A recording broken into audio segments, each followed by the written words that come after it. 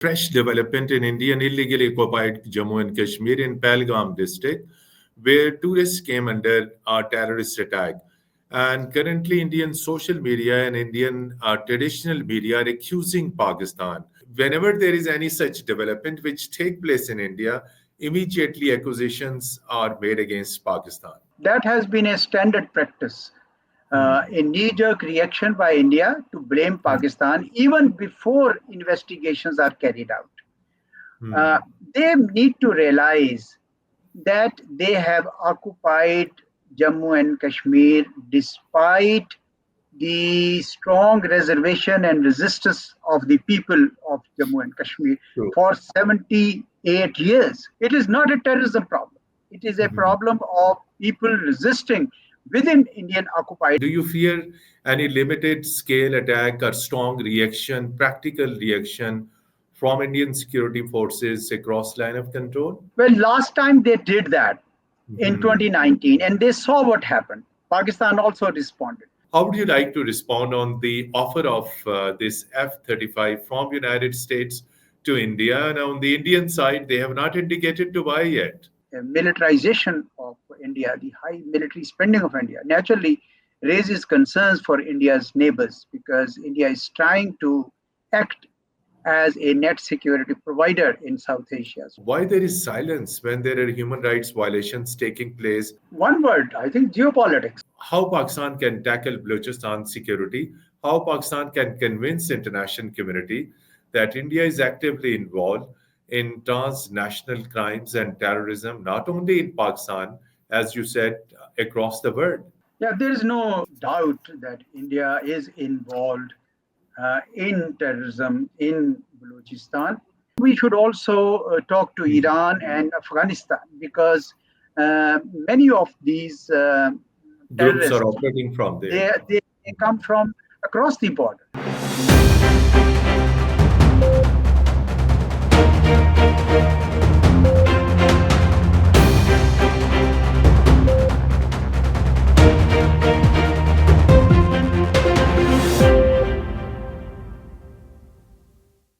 Bismillah ar-Rahman ar-Rahim. Hello and welcome to program Insight in V News English. Dear viewers, in today's conversation, we will discuss the current visit by Vice President of United States of America, Mr. Vance, to India, and the issues that are going to be discussed, some of the issues which has already been discussed between Vice US President and Indian Prime Minister and Indian leaders. In today's conversation, we will discuss and analyze that what America is seeking from India and what India is seeking from United States. The US Vice President, who was on a private visit to India, despite the visit which was kept private, he also held meetings with Indian leaders, as I said, including with Indian Prime Minister, Mr. Narendra Modi. What India is seeking from United States, if we look into last 2 months' development, United States imposed highest tariffs on India. Not only highest tariffs, but there are over 720,000 illegal Indian immigrants in United States, and America is sending back these all Indian immigrants back to India. Furthermore, India is eyeing on American markets, and India is also sending and planning to send more IT experts to India as in human resource export to India. And India is also seeking greater market access within the United States of America. Then there is another development that during Indian Prime Minister Narendra Modi's visit to Washington 2 months back, United States offered latest American fighter jets, but India is not ready to buy these F-35 jets. So far, no indication has been given. What will be the impact of this growing US-India relations on Pakistan, particularly this one? And there is a latest development in India, in Indian occupied Kashmir, in Pahalgam area. There is a fresh terrorist attack. Although investigation is yet to begin, but Indian media and Indian social media are making poisonous propaganda against Pakistan. It is not first time. It is not first time. Whenever any foreign leader is on a visit to India, India always try to create some situation, some security drama, some false flag operation, and the purpose is to prove that allegedly Pakistan is behind this. To discuss this all, we are fortunate to have with us former Foreign Secretary of Pakistan, Pakistan's former seasoned diplomat who has served in United States, in Europe, in Netherlands, and currently he's heading a think tank as well, right? Frequently with Pakistan's top newspaper, Ambassador Aizaz Chaudhry. Ambassador Chaudhry, sir, very warm welcome to Program Insight in V News English. So the first question, of course, how you see so far, you might have seen, read reports, dispatches regarding U.S. Vice President's visit to India. India is warmly welcoming American Vice President, and there have been series of talks with Indian officials, also with the Indian Prime Minister. So, question is, what exactly India is trying to seek from United States? Well, if you look at the bigger picture of global geopolitics, the United States has already chosen its competition with China as its top national security priority. That has been on for many years now, in fact, 2 decades. True. And India is a partner of choice for the United States in its competition with China. Naturally, US would like to build relationships across bipartisan lines. Both Democrats and Republican administrations have spent their time and their energy in building up India's military and economic prowess. True. And the visit of US Vice President to India should not be a surprise because, as I indicated to you, United States regards India as its preferred partner for its global priorities. Now, India itself, however, wants to maintain its own space, what it calls as its strategic autonomy. So India is maintaining relations with Russia. It has maintained relations even with China, economic and investment relations. And therefore, United States has opted for a strong relationship with China, but is not particularly certain how strong that relationship would be. So when it comes to other priorities of the Trump administration, they regarded India as any other country. As you rightly mentioned in your intro, that United States did impose sanctions, tariffs on India. It also is returning the illegal Indian nationals living in the US, and so on. But on the whole, I think US-India relationship is strong and will probably stay strong because it is a subset of the larger US objective of competition with China. So, Ambassador Aizaz Chaudhry Sahab, 2 months back, when Indian Prime Minister visited Washington, he held talks with US President Trump. And as you mentioned, that there is a growing defense cooperation between United States and India. United States offered F-35 fighter jets, but there is a strong opposition within India, particularly by a number of other opposition parties, over high cost of these fighter jets. Then technical experts also says that these jets, with compared to jets from France or other countries, would be more cheaper. So far, India has not indicated to buy these fighter jets from United States. I'm sure you have also very strong expertise and a background in the defense and also in Air Force area. So how would you like to respond on the offer of this F-35 from United States to India? And on the Indian side, they have not indicated to buy yet. Since 2005, United States has engaged in defense cooperation with India, and even civil nuclear agreement was signed with it. Then we saw a series of agreements like logistics agreement, LIMO, like encrypted communications agreement, COMCASA. and even geospatial intelligence was provided through BECA agreement. So United States will continue to provide support to India, as India is also a member of Quad, with which together with Australia and Japan, um, as part of India's as part of United States Indo-Pacific strategy. So I am not surprised that United States has offered those aircraft to India, but India also has to see its own purchasing capacity. It has been a large military spender, I think fourth largest military spender in the last several years, and it has now its military budget has exceeded $84 billion. So that means that it also would probably be looking at other options which could be more economical but better options. And that's a decision that India has to make. But the feverish militarization of India, the high military spending of India, naturally raises concerns for India's neighbors, because India is trying to act as a net security provider in South Asia. So all other countries are concerned that perhaps India is trying to act as a hegemon in South Asia. Then there is also India-China tensions, I would say, which also take into account the military spendings that India is carrying out.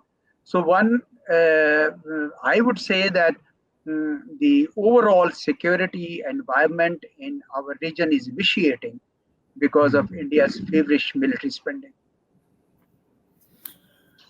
And Ambassador Chaudhry Sahab, you have spent decades and decades in diplomacy. So, how Pakistan can tackle and negotiate this tariff issue with the United States? Do you think only through effective and friendly diplomacy Pakistan can engage, as Pakistani finance minister is currently in Washington?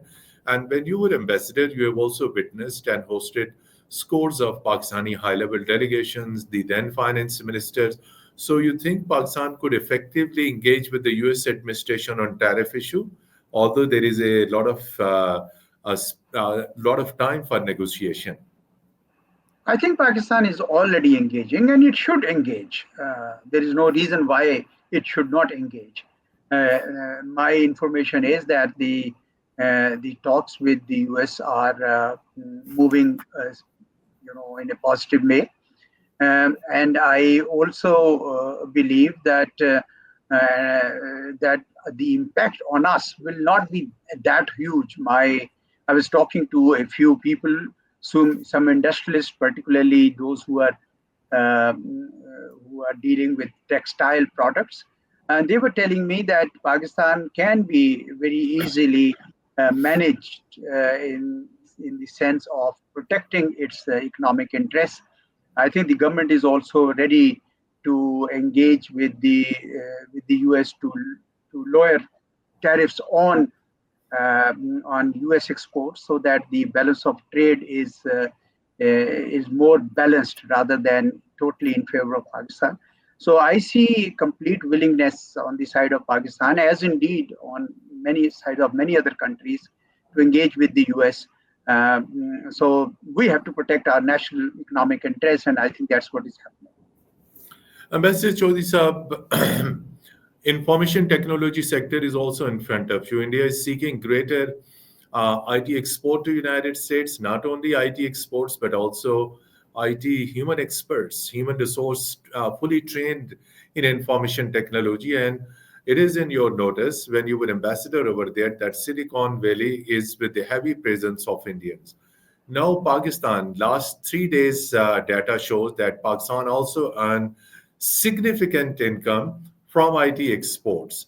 So, what would you suggest for Pakistan, that how Pakistan could compete with India in IT exports to the rest of the world, and mainly to United States, not only exports, but how Pakistan can send its IT trained manpower to United States, because America is definitely desperately looking for IT experts. Well, first is for the government to recognize that IT exports has immense potential, and it can only be realized if we do a couple of things. First and foremost, our IT experts need a very steady, broadband internet, so that Exactly. they can Uninterrupted supply. Exactly. uninterrupted internet. And I think lately we have suffered some issues there. I hope that can be taken care of. I understand that our government has also signed on to Starlink. Let's hope that also will provide some support to our IT experts. The second is that many of them are freelancers, and they would require some facilitation on the payment mechanism. In rest of the world uses PayPal and other arrangements. So many of them actually have to open offices in Dubai and elsewhere to receive payments. And I think that's another area where we should work on, so that our IT experts can earn the kind of livings that they deserve, and they can invest more and more in the equipment that they need. And third is the area that you pointed out, which is that we should train all these people in latest IT skills, so that they can not only go to the Silicon Valley, but elsewhere Elsewhere, as well. exactly. To Europe as And well. my fourth point would be that there is also a concern or fear of technology bifurcation, which means that there will be two parallel systems, one by China and the other by the United States. So Pakistan, being close to China, should not forget that that is also a huge market, and we should some of our experts should also be trained in technology with the Chinese, and Chinese will be very happy to train them, because we've been old friends. And I think that's another area where our government should pay some attention. Since Ambassador Chaudhry Saab, we are discussing America's approach towards India, towards Pakistan. While U.S. Vice President is visiting India, we see the Indian worst treatment to minorities. Recently, there have been series of incidents in which Muslim properties, Muslim, particularly historical places, were attacked, and not only attacked. India is trying to rename uh, some of the historic places linked to Muslim heritage. But my immediate comment and question to you is that on the eve of Easter, one of the church in Indian city of Ahmedabad was attacked. Despite there are religious minorities, discrimination by Indian authorities, continuous attack, continuous discrimination against Christians, Muslims, Sikhs. But United States is skipping these all concerns and continue to engage with India. Although whenever there is any human rights violation in other part of the world, then United States immediately speaks out. So why there is silence when there are human rights violations taking place? Religious liberties are at risk and in danger as well. Ambassador Chaudhry sir.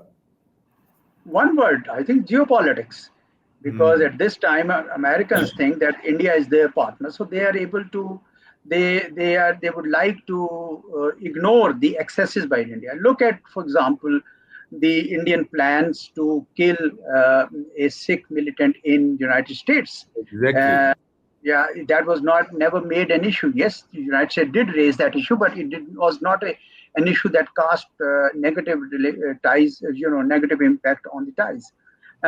India is now becoming an ideological state. I think there's no doubt about it, and it all started with the downing or with the destruction of Babri Masjid in 1992, True. and ever since there is a zestful spirited campaign to create a Hindu Rashtra, a Hindu state in which the minorities would always be uncomfortable. And I think that is an issue which India itself has to think about, because it has come a long way from what it used to be. It used to be, at least it claimed to be, a secular state, a pluralistic state, but now minorities are having great many difficulties in India. So I see some big commotion within India if this trend is not checked. And as you rightly mentioned, it is not just Muslims. I think the Christians are also under attack in India because of the same trend that we see. But United States is not ready to hold India accountable for that, although the State Department's report would point this out.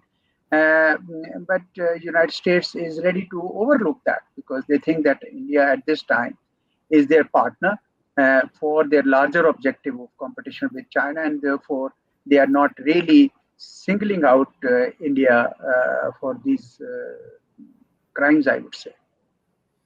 Ambassador Chaudhry Sahab, recently you have seen there were two high-level American delegation. One was from State Department, which took part in Minerals Investment Forum, and the second was bipartisan congressional delegation. To what extent these two delegations and Pakistani officials have made and developed more understanding on mutual issues, mutual cooperation, issues of mutual concern. And do you think in the days to come there will be more high-level exchanges and Americans will definitely understand Pakistan's concern about regional security? I think so. It looks like that to me. That when these delegations came, both the acting assistant secretary and also the congressional delegation, Exactly. the answers was very positive. They were very forthcoming, and I think at least I can see that there is a considerable uh, interest in the US to engage Pakistan, and not only for regional security, as you mentioned, particularly because of the threat developing in Afghanistan, where they are using American left arms, but also but also the economic interests that the US might have in the economic potential of Pakistan, particularly in the mineral sector. So yes, my answer would be that I do anticipate more contacts in the future. And since you talked about Afghanistan, recently Pakistani Deputy Prime Minister and Foreign Minister led a high level delegation and visited Kabul, held meetings with Afghan leadership. So, do you think that by these visits, by these political visits, high level official visits, and engagement in Kabul, Afghan Taliban will address Pakistan's concern about security and the safe havens of terrorists which are based in Afghanistan, which has been Pakistan's primary fundamental concern that Afghan authorities must take action against these safe havens. I'm very pleased actually that our foreign minister, deputy prime minister, chose to visit Kabul, and because the answer to what the Taliban government was doing by supporting the TTP was not in estrangement or staying away or taking military action alone. I think a political engagement was needed. We have to persuade the Taliban government that it is in their own interest not to test the limits of Pakistan's patience, and that supporting TTP for attacks in Pakistan will be counterproductive. And we also understand that they are probably not able to take actions against TTP because they fear that TTP might join ISKP against the Taliban, and therefore they have limits.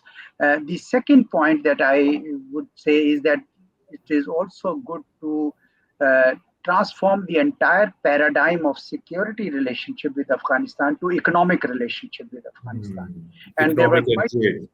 Hmm. yeah, there were quite a few decisions that were taken, which gives me hope that once the stakes are built of both sides in the economic cooperation, then you will see that they would like to move towards peace.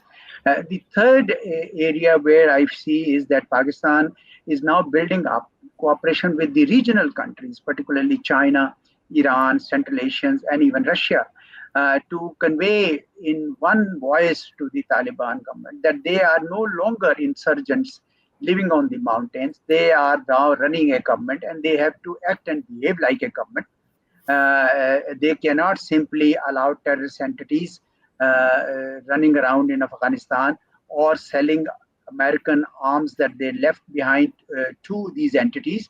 Today, it is a danger for Pakistan. Tomorrow, it could be danger for other countries as well. And therefore, I think this engagement with the Taliban at multiple levels, particularly at the diplomatic level, at the ministry level, is a very welcome step. Ambassador Chaudhry, you have seen worst security situation in Balochistan, and Balochistan is major beneficiary of all projects of China-Pakistan Economic Corridor.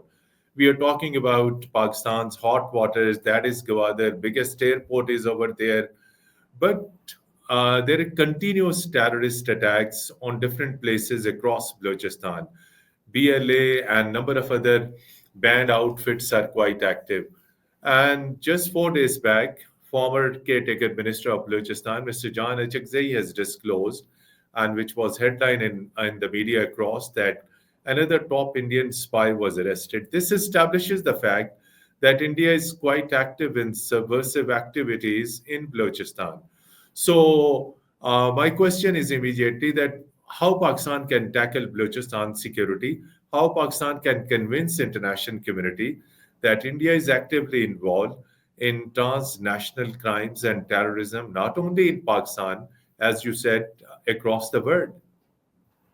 Yeah, there is no doubt that India is involved in terrorism in Balochistan. And you would recall that we had apprehended Kulbhushan Yadav, who was a serving officer Yes. earlier also. So that is quite well established. My contention is that apart from telling the world that India is doing this thing and building pressure on India not to do this, we should also find political solutions to the problem in Balochistan. Remember, if there are Political fault solution. lines, yeah, if there are fault lines, then the foreigners and the outsiders will come pump fuel in it, and that's what India is doing. So we need to remove those fault lines. I think we need to find a way by which there should be a complete consensus within the people of Balochistan that they that that Islamabad is with them, that they are very much a part of Pakistan, that they have as much rights as anyone else in Pakistan, and therefore the government needs to seriously consider various political steps where all political parties of Pakistan should join hands and convene in various parts of Balochistan. They should meet those people. They should address their concerns. If there are some resource issues or some other issues, I think those should be addressed. Unless we remove those fault lines, enemy states like India will always keep pumping fuel into those insurgencies, and that will create problem for us. Then we should also talk to Iran and Afghanistan, because many of these Groups are terrorists, operating from there. they come from across the border. Kulbhushan Yadav, if you recall, had adopted a pseudonym of Hussein Mubarak Patel, and he had set up some business in Iran, and he had come in from Iranian side. Likewise, we also see some are coming from Afghanistan. So we need to also have better border management, better border security, not to allow them to come in. I understand it's a very, very rugged bound border, very difficult, but we need to talk to those governments. Internally also, we should make sure that none of these organizations like Jundullah and Jashul Adal, they should not have any space in Pakistan. They should not use any Pakistani soil to attack any outside area, because that gives grounds for them also to host BLA and BRA and others. So a number of comprehensive approach, I think, is required in order to address this issue.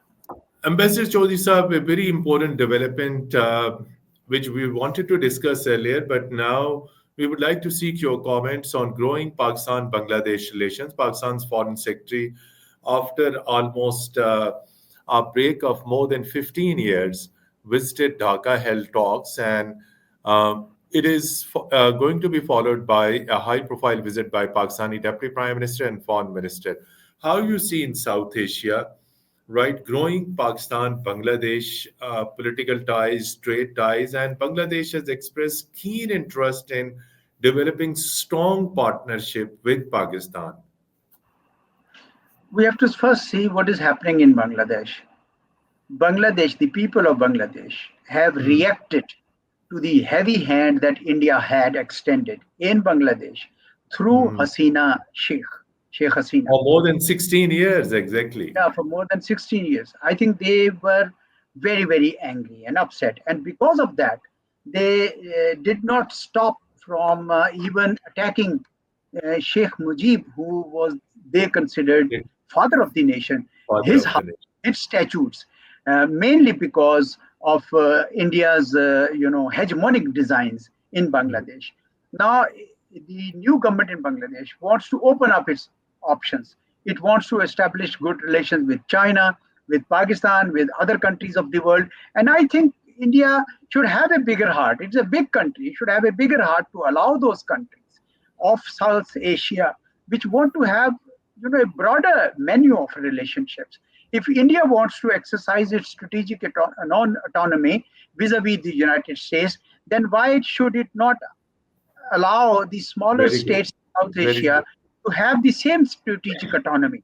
And therefore, Pakistan, if Bangladesh wants to have good relations with Pakistan, of course, Pakistan will also extend a hand of friendship with Bangladesh, but we should move at a measured pace. We should realize that Bangladesh is surrounded on three sides by Hmm. India, What? and therefore it has some limitations. But still, I think they want to have friendship with Pakistan. Pakistan also wants to honor and respect the people of Bangladesh and the choice they have made. India uh, should not cry wolf on that. I think there is nothing against India that Bangladesh wants to do. Bangladesh knows that it wants to have good relations with India in its own interest, but it wants to have the option of having good relations with Pakistan, with China, with other countries. And I think that option should be given to it. Lastly, I would like to seek your comments at this moment when Pakistan is facing multiple challenges within South Asia, India, Afghanistan, Middle East, Iran, United States. Do you think Pakistan has all effective diplomatic cards with it vis-a-vis its foreign policy goals? Well, of course, there will always be room for improvement. Hmm. The way world is changing, and it is changing Very very rapidly, we also need to adapt. I think our foreign office, our method of making foreign policy also needs improvements. One of the lessons that I had learned early on was that foreign policy is not made in isolation. It is a Hmm. reflection of what happens internally. And that means that all internal actors have to provide their inputs to foreign policy making. In my own humble view, we should have a national security council where the inputs from all civil and military leaderships are coordinated with inputs from the foreign office, so that we get decisions which enjoy the whole of the government approach. So I would say that with the changing world, our foreign policy making process and mechanism should also adapt itself to modern times. Your quick comments needed on a fresh development in Indian illegally occupied Jammu and Kashmir in Pahalgam district, where tourists came under a terrorist attack. And currently, Indian social media and Indian traditional media are accusing Pakistan, leveling baseless allegations even before the start of any type of inquiry or investigation. So, whenever there is any such development which take place in India, immediately accusations are made against Pakistan. That has been a standard practice, Hmm. a knee-jerk reaction by India to blame Pakistan even before investigations are carried out.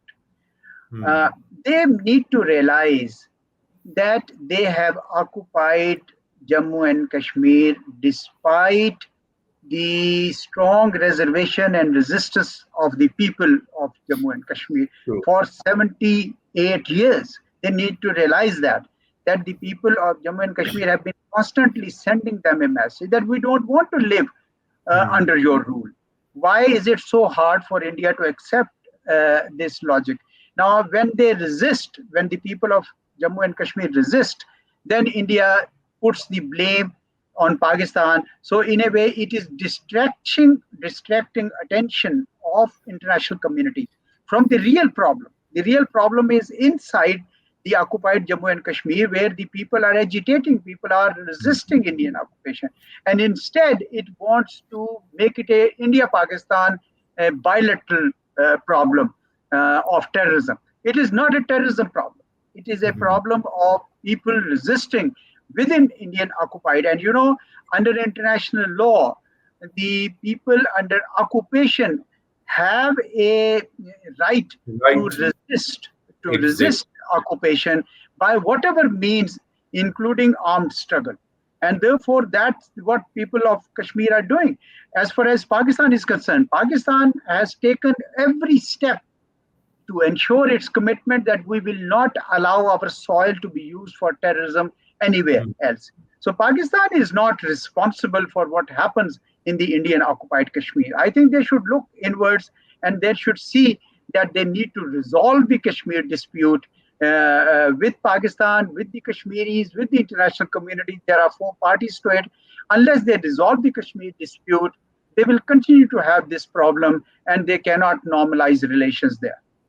In the context of Pahalgam incident, do you fear any limited scale attack or strong reaction, practical reaction from Indian security forces across line of control? Well, last time they did that in Mhm. 2019 and they saw what happened. Pakistan also responded. There was Exactly. no training camp. They launched a strike on Balakot in the Exactly. jungles and hit some trees. That's it.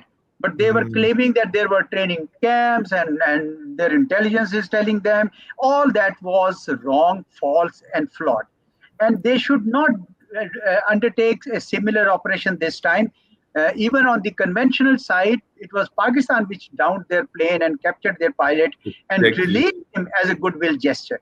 I think India should not go that way. The two countries are nuclear armed.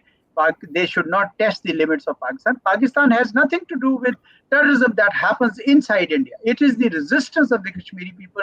They need to listen to those Kashmiri voices. Wonderful. Thank you so much indeed.